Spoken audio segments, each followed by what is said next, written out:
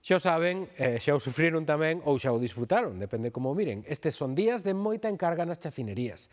Imos aló por algún consello para comprar e para probar o mellor xamón da mellor maneira posible.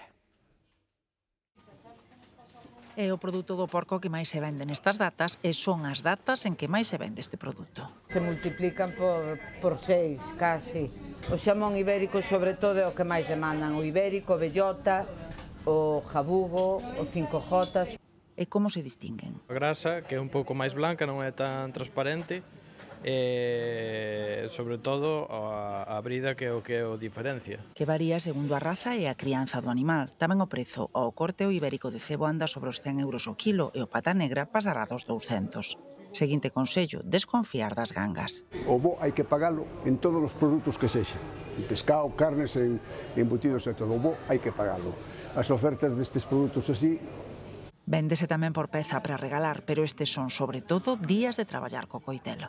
O que máis demanda a xente é levalo xa cortadiño. Este xamón está bo cando está cortadiño fino e cando está cortadiño como Dios manda. Como se saborea e como é amado, está claro, Hai que cortalo ben e conservalo tamén.